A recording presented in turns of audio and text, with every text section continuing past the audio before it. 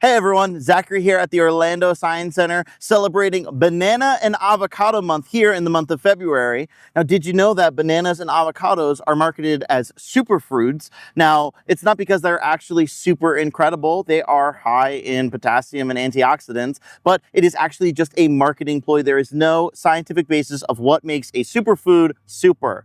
But we're going to ask the question, what happens when these superfoods get super cold, frozen in liquid nitrogen, and shattered under the big hammer? Let's find out. Now, we're going to go ahead and peel one of our bananas because our thick skin might prevent the liquid nitrogen from freezing it all the way through. So we're going to compare a peeled banana versus an unpeeled banana. Now, let's go ahead and pour our liquid nitrogen. Remember, folks, liquid nitrogen starts boiling at negative 321 degrees Fahrenheit, meaning our superfoods are indeed getting super duper cold in here.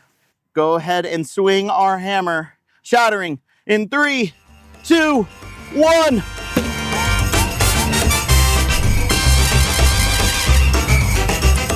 Alrighty, a good shatter, but it's more of a splatter. You can see the inside of that banana is still nice and wet, not very frozen. We have lots of gooey parts on our banana. We'll give that on the smash-o-meter, probably a 2.3, but that's why we peeled a banana. So let's go ahead and see what our peeled banana is doing. Let's go ahead and give it a shatter in 3, 2, 1.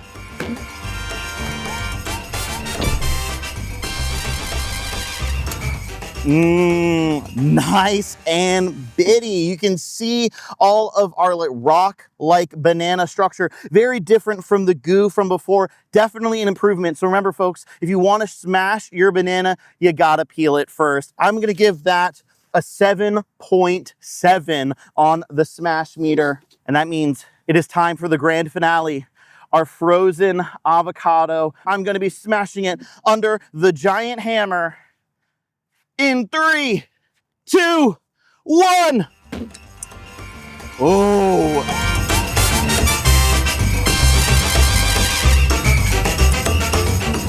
Nice and glassy. That pit shattered under our pressure. You can see we do have a little bit of fresh guacamole, but a nice glassy layer as well. That was good, but I'd argue the peeled banana was a little bit better. I'm gonna give this a 7.2 on our smash meter. Alrighty, folks, if you want to check out more experiments just like this, you want to visit www.osc.org and come to the Orlando Science Center for more awesome demonstrations. See you later.